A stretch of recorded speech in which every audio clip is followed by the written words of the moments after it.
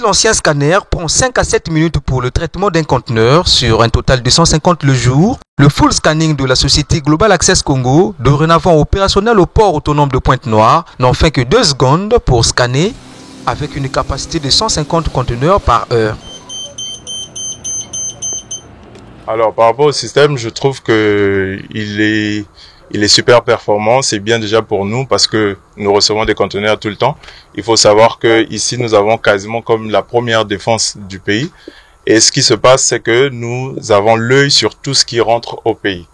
Donc c'est un truc très important. C'est très de tous les grands pays ont ce système-là où on fait le scan à quai.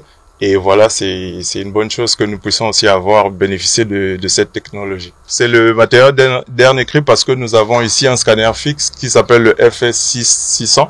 Vous pouvez taper sur Internet, c'est le dernier modèle que nous avons en termes de technologie sur le marché international. Au passage d'un conteneur, un autre service dit d'analyse installé en dehors du port reçoit aussitôt les images pour en déduire en moins de 30 secondes tout le contenu. Bon, vous voyez cette image aussi, c'est dans un conteneur aussi. Tout de suite là, même avec cet outil, on comprend tout qu'il s'agit d'un petit bateau. C'est pas d'un petit bateau. Et que si l'usager a déclaré une voiture, et ça peut arriver qu'un importateur part d'une voiture et tout de suite là, à l'instant T, nous comprenons qu'il ne s'agit pas d'une voiture, mais qu'il s'agit d'un bateau. Alors là, il y a un problème. Là, il y a un problème. Il faut donc, c'est donc là l'anomalie qu'on peut relever.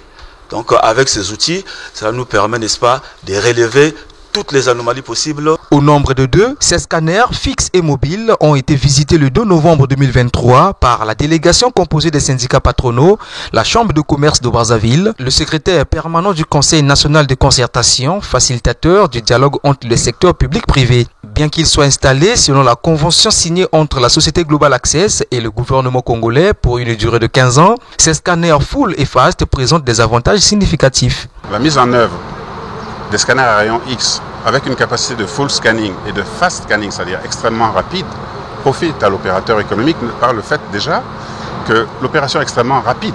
L'autre bénéfice qui est très évident, c'est la sûreté et la sécurité des installations portuaires et du pays. Vous avez un autre élément qui est également le fait que du point de vue douanier, la douane a la capacité de pouvoir contrôler les choses sans nécessairement procéder à des écorts qui sont coûteux en temps, en argent, etc. Vous avez également une économie de mouvement sur le port, donc vous avez beaucoup de bénéfices qui sont en faveur de l'opérateur économique qui est bien entendu assujetti à ces mesures de contrôle que l'État souhaite. Donc nous sommes partenaires de l'État pour faire mieux, appuyer la douane pour faire un travail de qualité.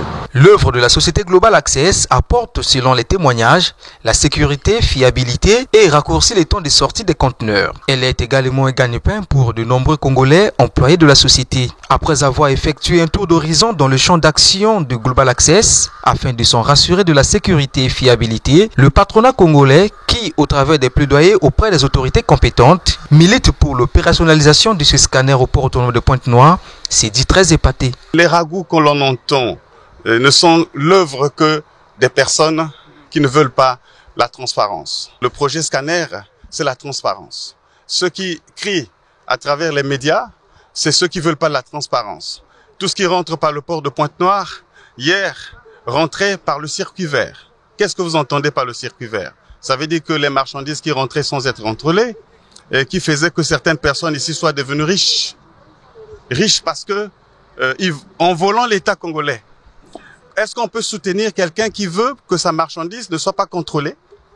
Est-ce qu'on veut soutenir quelqu'un qui voudrait faire entrer des marchandises, des bombes, des stupéfiants dans le pays sans être contrôlés? Il y a de ceux qui ne payent pas la douane, qui sabotent ce projet et qui veulent nous faire la compétition sur le marché en vendant des marchandises beaucoup moins chères que ceux qui payent régulièrement la douane. C'est pas normal. Le pays ne va pas avancer comme ça. Le secteur privé est partenaire du gouvernement. Nous travaillons d'étroite collaboration avec le gouvernement. Quand le gouvernement a bien fait, on dit qu'il a bien fait.